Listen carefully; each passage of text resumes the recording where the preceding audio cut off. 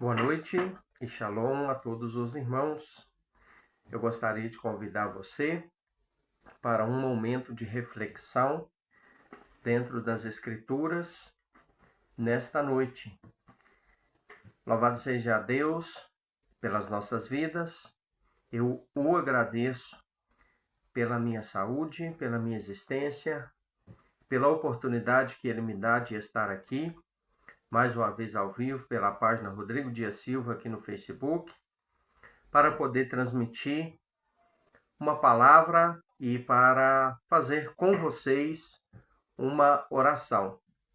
Eu gostaria de comentar nesta noite um texto muito importante que hoje, na parte da tarde, esteve presente nos meus pensamentos, nas minhas reflexões diárias, e eu gostaria de exteriorizar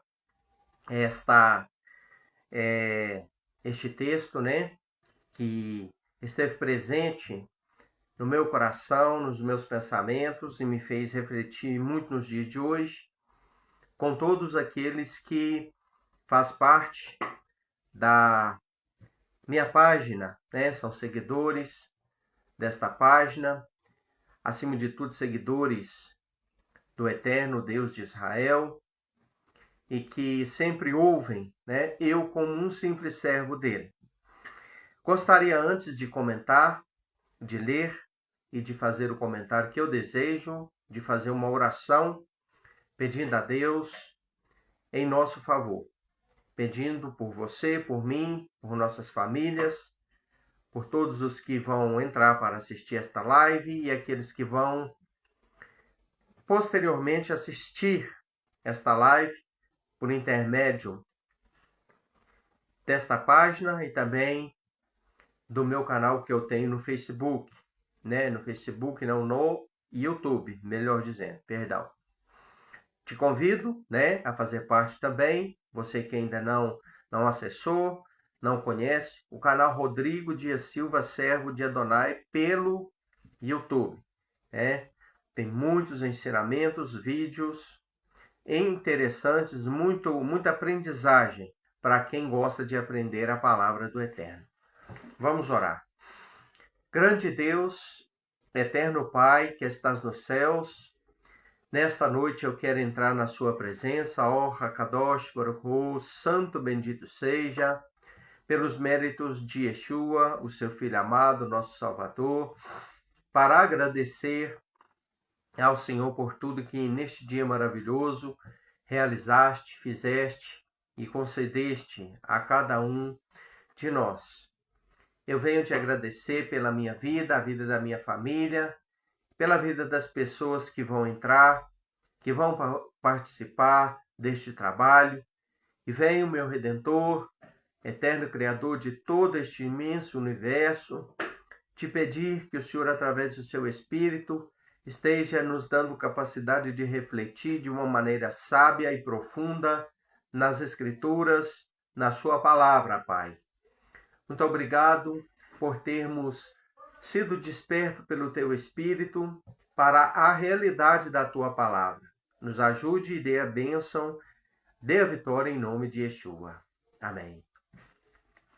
O texto que eu vou ler está no livro do profeta Jeremias, dentro do capítulo 29, a partir do versículo 12. Eu gostaria de fazer o comentário de alguns versículos que Deus, através do seu profeta, deste homem, Jeremias, ele nos deixou como exemplo para refletirmos e aprendermos. Capítulo 29 do livro de Jeremias, e o versículo 12 a seguir, diz assim: Então me invocareis e orareis a mim, o próprio Deus falando através de Jeremias ao povo de Israel. E quando me buscares com todo o vosso coração, me encontrareis. Declara Yahweh.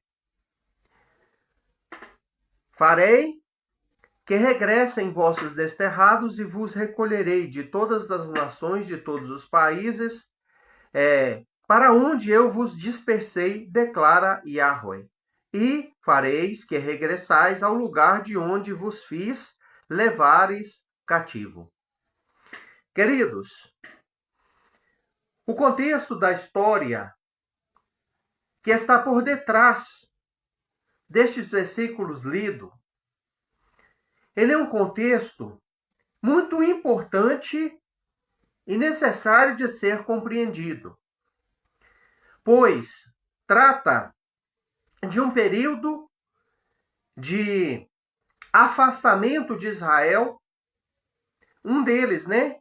Porque Israel, a vida do povo de Israel, nos tempos bíblicos, foi marcada por uma vida de êxitos e fracassos, altos e baixos, momentos de glória, mas momentos de muitos problemas, tais como a fome, a peste, né, as doenças e a guerra. São estas as três calamidades tradicionais que sempre assolou o povo de Israel e toda a humanidade também. E tudo isso, toda essa discrepância, toda esta história de altos e baixos, de êxito e fracasso, tem como motivo principal a desobediência, outrora, né, a obediência à Torá. Quando o povo de Israel olhava para os ensinos, as instruções, os mandamentos que Deus entregou para Moisés, repassar a eles. Quando eles olhavam favoravelmente para estes ensinamentos, para estas instruções, né, para a Torá que Deus entregou a Moisés, e colocava em prática, o povo tinha êxito, o povo tinha vitória, o povo tinha sucesso, prosperidade e vitórias. Mas, quando o povo deixava de lado os mandamentos, deixava de lado os ensinamentos de Deus e passava a viver o seu presente sem se preocupar com o futuro e muito menos lembrando-se das coisas maravilhosas que Deus fez no passado e aquilo que ele pediu também no passado para Moisés, o intercessor, o intermediário entre Deus e o povo de Israel. Então, nesses momentos, o povo tinha fracasso. Nesses momentos, o povo tinha problemas. E esses problemas vinham de acordo com as três calamidades tradicionais. Vou repetir: a peste, a fome e a guerra.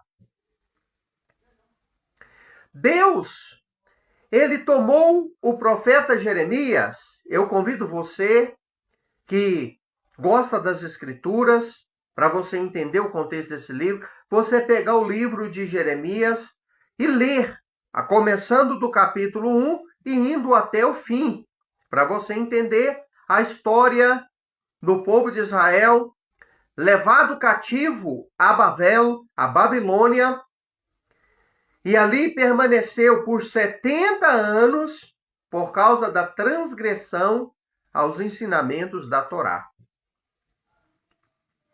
Então, esta narrativa que nós acabamos de ler, ela tem como pano de fundo, ela tem como fonte motivacional por detrás dela a disciplina, o julgamento do próprio Deus a um povo que fora separado, escolhido e nomeado por Deus através de uma promessa feita a Abraão, há tempos atrás, de que Dele sairia nações. Dele viria o Mashiach. E dele viria um povo separado, santo, exclusivo e que seria luz para as nações. E este povo é o povo de Israel. Então, queridos, este povo recebeu das mãos de Deus a Torá, que significa instrução e ensino do Eterno. Um conjunto de regras, normas, leis, mandamentos, estatutos, que vieram para nortear a vida deste povo, que vieram para estabelecer um padrão a ser vivido social, moral e eticamente falando. A Torá é uma regra de Deus para o seu povo, uma norma de Deus para uma nação. É a constituição do reino do Eterno entregue a uma nação e não apenas a Israel, mas também as nações inteiras, né? Então, queridos, o povo de Israel naquela época estava passando por um processo disciplinar devido ao fato de terem esquecido dos mandamentos da Torá, de terem se afastado do Criador, de terem eles deixado de lado os ensinamentos dados por Deus para o seu povo. Aí então, meus irmãos, Deus, ele levanta um profeta especial para poder falar o que aconteceria com aquele povo. O que aconteceria com aquela nação? O que aconteceria com aquelas pessoas por causa da apostasia? O que é a apostasia? É o abandono consciente da fé. Muitos dizem isso. Mas qual fé? A fé passada por Deus a seu povo. Então, a apostasia não é eu desviar da igreja. A apostasia não é eu parar de frequentar os cultos cristãos. A apostasia não é eu deixar de frequentar os trabalhos das igrejas, seja ela católica ou evangélica, enfim. Não é apenas isso, não é só isso, não se limita a isso. A apostasia é o abandono consciente da fé passada por Deus ao povo de Israel. Apostatar é desviar-se dos caminhos do Eterno, seguindo caminhos próprios, deixando de seguir os caminhos que o próprio Deus estabeleceu e passou para seu povo. Então, não é apenas, o fulano está desviado, né? É uma coisa que a gente ouve muito cristão falar. Eu já ouvi isso, né? Pessoas falar para mim que eu estava desviado, simplesmente porque eu não quis mais participar do cristianismo, do movimento cristão. Apesar de considerar todos os irmãos cristãos como meus irmãos, ser simpático com todos eles, procurar me relacionar bem com todos eles, eu não quis fazer parte mais do círculo de fé. Eu não quis fazer parte das denominações. Eu não quis fazer parte mais, né, da religiosidade cristã. Mas eu respeito e amo os meus irmãos cristãos. Eu os considero assim. Se eles não me consideram, o problema é de cada um. Mas eu os considero. Então, apostatar da fé não é isso. Não é você parar de frequentar os cultos evangélicos. Apostatar da fé é fazer conforme os israelitas estavam fazendo aqui nesta época. Isso aqui é apostatar da fé. Abandonar os ensinamentos reais, vivos e puros de um Deus que desceu no Monte Sinai para entregar a sua palavra a seu servo Moisés. Abandonar a Torá. Abandonar os ensinos, né? Da palavra dele que foi não apenas escrita, mas foi ouvida no Monte Sinai. A ponto do Monte Sinai estremecer e fumegar e o povo ficar em pânico, com medo daquela voz estrondosa do Deus Criador de todo o universo que descera para falar com os israelitas ali no Monte Sinai, naqueles tempos maravilhosos. Então o povo, nesta época de Jeremias, estava passando por este processo. Estava passando por aquele momento de apostasia. Já eles tinham deixado há tempos de cumprir determinados preceitos, né, da Torá. Um deles por exemplo, é o ano sabático, né, um ano sabático de descanso da terra. Eles passaram desde a entrega da Torá até aquele presente momento por 70 anos sabáticos sem os cumprir. Então o Eterno falou assim, olha, já que é assim, eu vou mostrar para vocês, né, que há um preço a se pagar pela transgressão das minhas palavras. E eu quero que você que está assistindo, que vai assistir essa transmissão, entenda isso. A Bíblia diz pelas penas, né, pela pena de Shaul, o apóstolo Paulo, o seguinte, Romanos 3:23, o salário do pecado é a morte.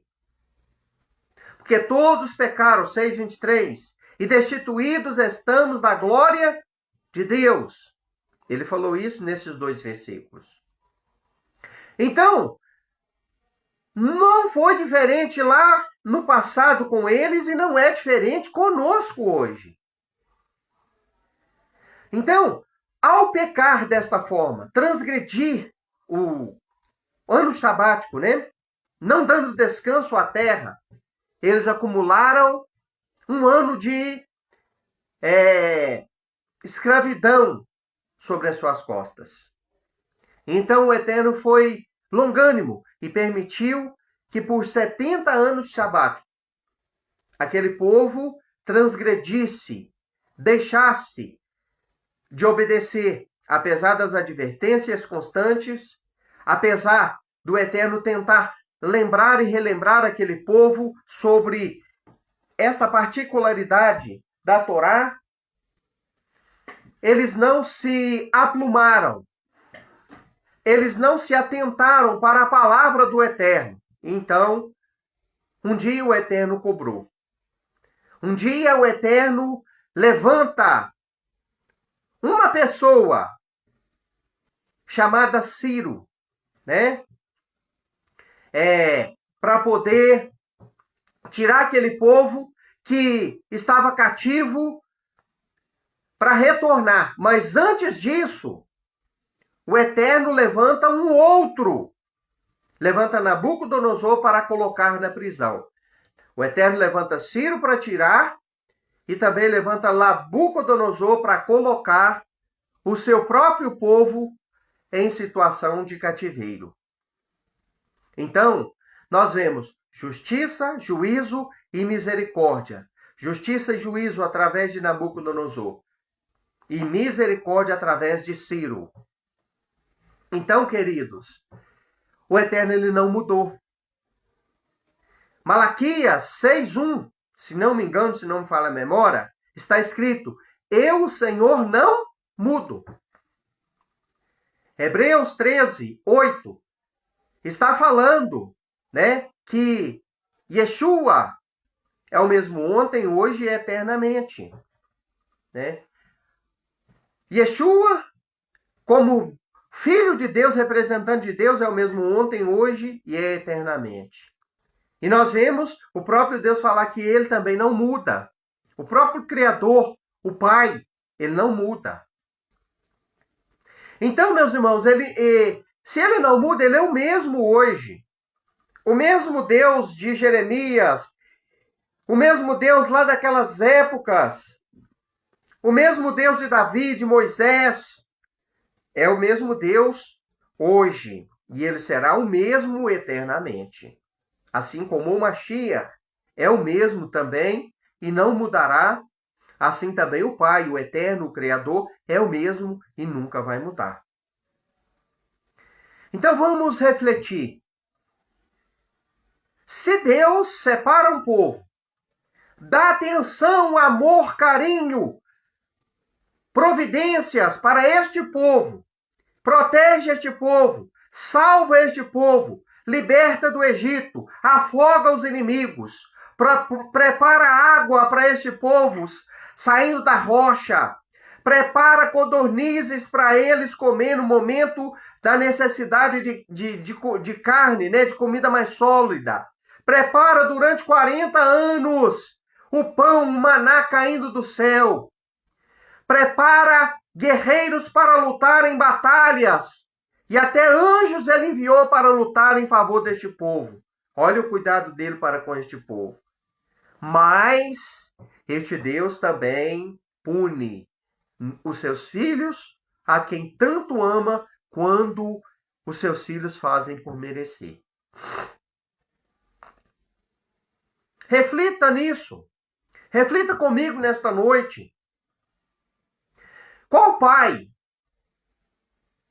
que ama seu filho a ponto de não corrigir os seus erros e ignorá-los? Nenhum. É só pai irresponsável é que não corrige o erro do seu filho, repreendendo o filho e colocando limites no filho.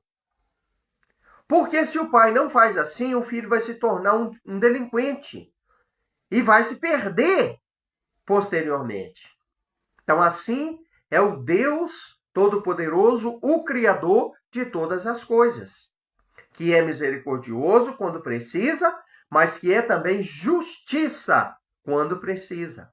Que aplica amor, carinho, atenção, providências, dedicação, consolo, estende a mão, abre portas, abençoa, mas também castiga, pune, priva, julga e disciplina aqueles a quem ele ama. Então, meus irmãos, eu gostaria de refletir nesta mensagem simples, expositiva deste texto de Jeremias 29, 12 ao 14, com você nesta noite, sobre a necessidade de nós mantermos uma comunhão constante e prioritária com o Eterno através da obediência aos seus mandamentos. O que ele tem para me ensinar? O que ele requer de mim? O que ele pede de mim nos dias de hoje, de acordo com a sua palavra? O que eu posso fazer para viver em comunhão plena com ele, para não cair em transgressão, para não me afastar dele? Por quê? Porque se eu proceder de maneira leviana, se eu proceder de maneira inconveniente, se eu pecar deliberadamente contra o meu Deus, ele será um Deus de justiça para comigo, mesmo me amando. Por quê?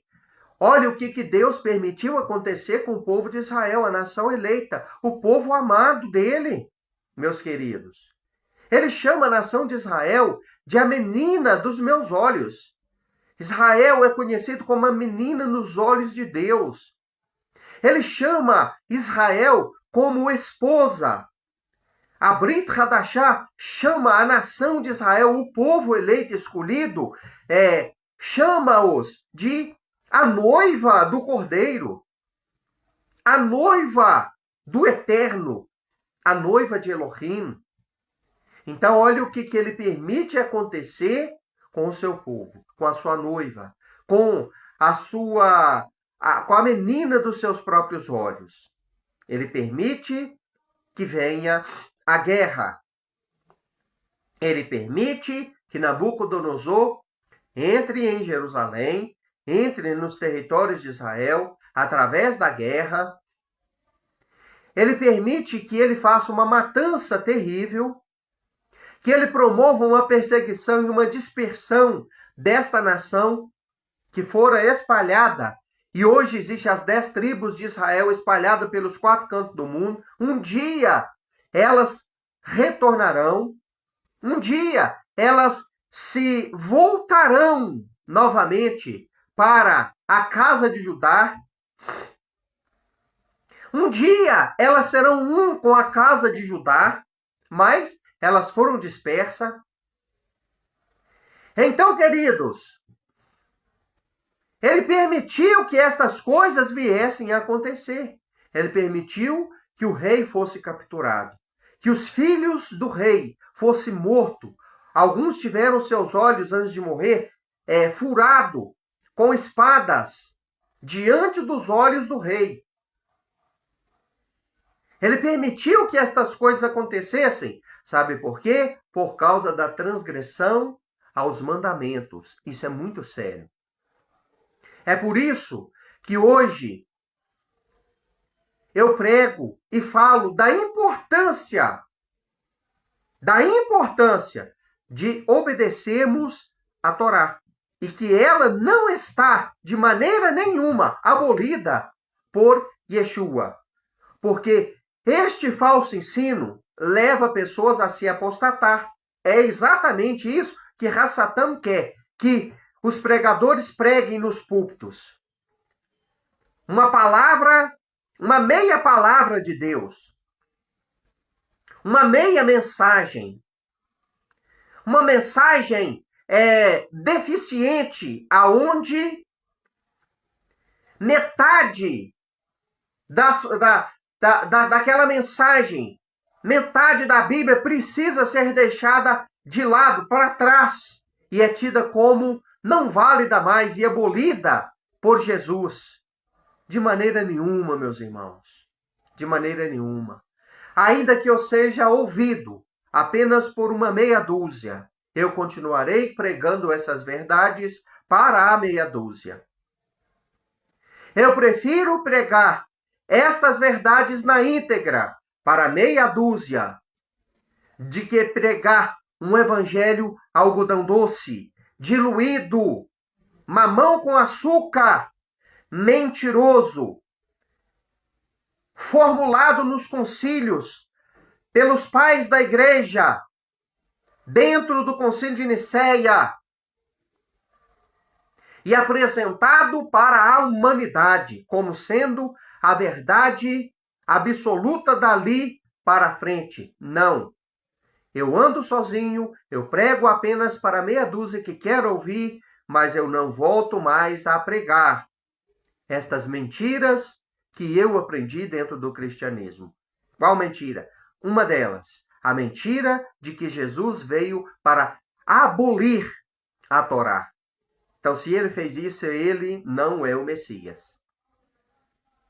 Porque o verdadeiro Messias, de maneira nenhuma, ele vai abolir a lei eterna de um Deus eterno. Muito pelo contrário, ele vai cumprir ela.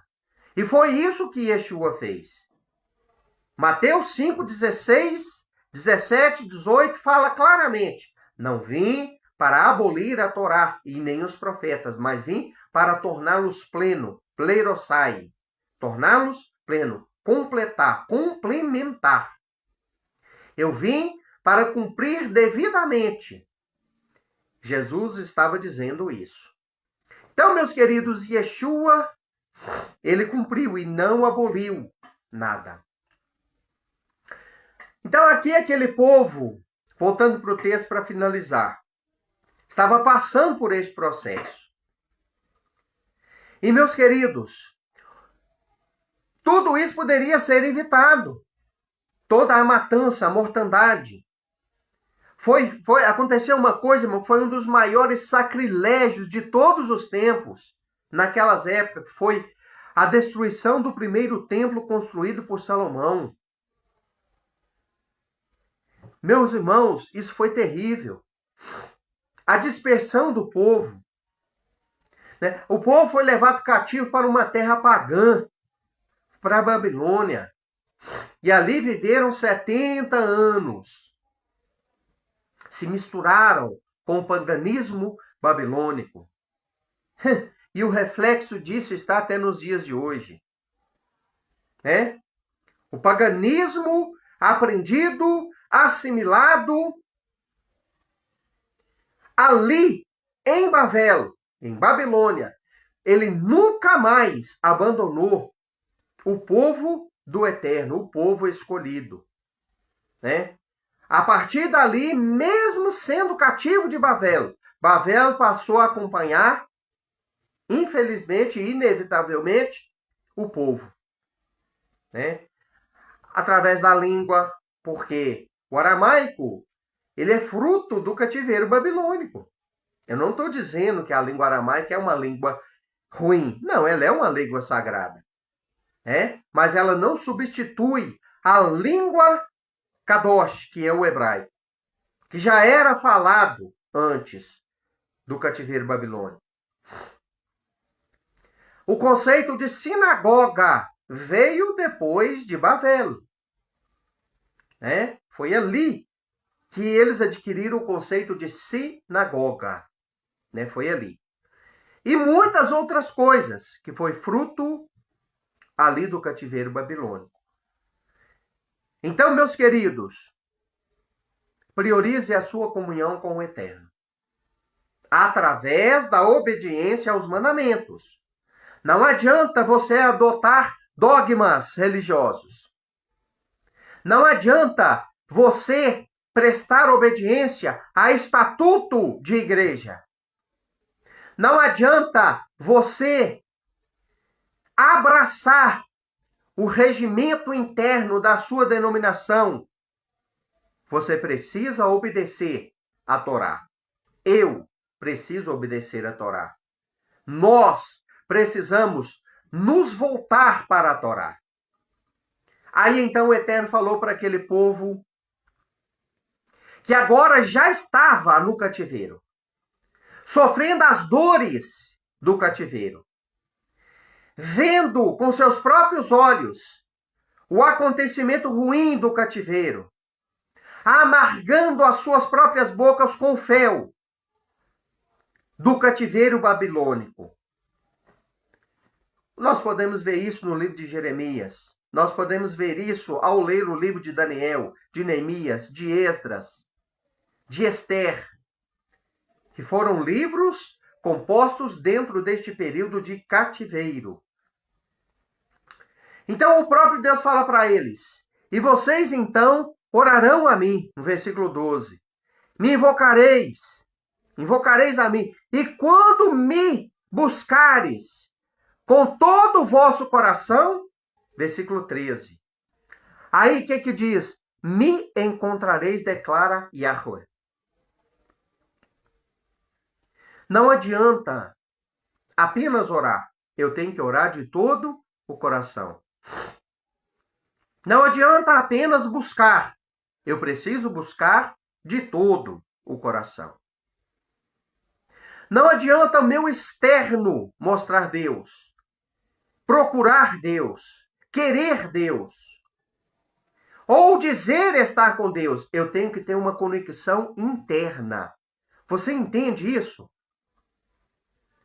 A questão da comunhão com Deus, com o Criador, ela é muito mais além, e vai muito mais além do que as conexões externas que nós podemos fazer. É algo muito interno. Portanto, eu quero dizer uma coisa que eu sempre falei nos púlpitos das igrejas por onde eu pastoreei e passei pregando durante 21 anos, quando eu era pastor evangélico, ligado a denominações. Tem muitas pessoas, eu dizia isso lá, as pessoas não gostavam, principalmente os líderes. Tem muitas pessoas dentro dos recintos religiosos, evangélicos, das igrejas, que estão ali 24 horas, todos os trabalhos, e não estão em comunhão com o Criador. E tem muita gente que está fora daquele recinto e está em comunhão com o Criador. Eu falava isso principalmente nos cultos de Santa Ceia na igreja. Por quê? Porque a conectividade com o Criador, ela é algo muito pessoal e ela é algo interno. Ela é algo que os olhos externos, às vezes, não vai poder contemplar, não vai poder ver, porque é algo muito pessoal e algo muito interno. Então, o próprio Eterno fala para o seu povo isso. Vocês vão orar a mim, vocês vão me buscar. E vocês só vão me achar quando vocês me buscarem de todo o vosso coração. Quando a pessoa ela se desmancha na presença do Eterno, de verdade, ela se despe da sua arrogância, da sua prepotência, das segundas intenções, da avareza, da idolatria, da mentira, do egoísmo. Quando ela deixa o eu de lado e ela vai para o pó, e ela se humilha, aí ela é exaltada. Esta conexão, ela só se estabelece quando a pessoa consegue internamente e não exteriormente se ligar e se conectar com o Criador baseado na humildade e na obediência aos seus mandamentos. Então o povo vai para ser cativo. O povo então encontra o cativeiro. E lá no cativeiro, depois de 70 anos, não foi ali nas épocas de Jeremias, depois de 70 anos, o povo então aprendeu a lição. E essa lição, em determinado momento, ela foi evidenciada pelo Criador, através de atos de humildade e de uma busca sincera por parte deles ao Criador e de uma entrega real e verdadeira para o Eterno, aonde a pessoa já não quer mais nada. Nada para ela significa mais nada. E tudo que ela mais quer e unicamente quer é ter comunhão e sentir a presença do Eterno na sua vida. Então, enquanto a coisa funcionar de maneira robótica e mecânica, esta comunhão ela vai ficar a desejar. Mas quando tudo começa de dentro para fora e há aquela conectividade, aquela conexão interna, aí, meu amigo, aí, meu querido irmão, aí a coisa acontece na vida da pessoa. Aí sim, a pessoa é transformada de dentro para fora. E isso é maravilhoso. Então, para finalizar essa reflexão, nós vivemos numa época em que as pessoas estão trocando a comunhão com o Eterno por pratos de lentilha, assim como Esaú fez há tempos atrás, que trocou o seu direito de primogenitura, algo sagrado e importantíssimo para a cultura da época, por um prato de lentilhas, um guisado. Estamos vivendo uma época em que a satisfação da carne está sendo mais importante para muitos, não todos, mas para muitos, para a grande maioria, do que as realizações, a conectividade, a comunhão verdadeira e íntima com o Criador através da sua palavra. E isso não pode continuar assim. Se continua assim no coletivo, né, e infelizmente vai continuar, então não pode continuar no individual. Eu não posso aceitar isso na minha vida. Esse estilo de vida apóstata, ele não pode viver em mim. Eu não posso ser co-participante da apostasia. Eu preciso manter a chama da comunhão com o Criador sempre acesa em minha vida. Quando há deslizes da minha parte e eu sinto que essa conectividade interna ela perdeu força, eu preciso, com humildade, me voltar em techuvá, arrependimento, retorno consciente ao Criador e dizer: me ajude porque eu errei, falhei e a chama está se apagando. Priorize, valorize a sua comunhão com o Eterno. A obediência aos mandamentos, abraçada, aliada ao testemunho de alguém que morreu por mim e por você. Abrace o testemunho de Yeshua.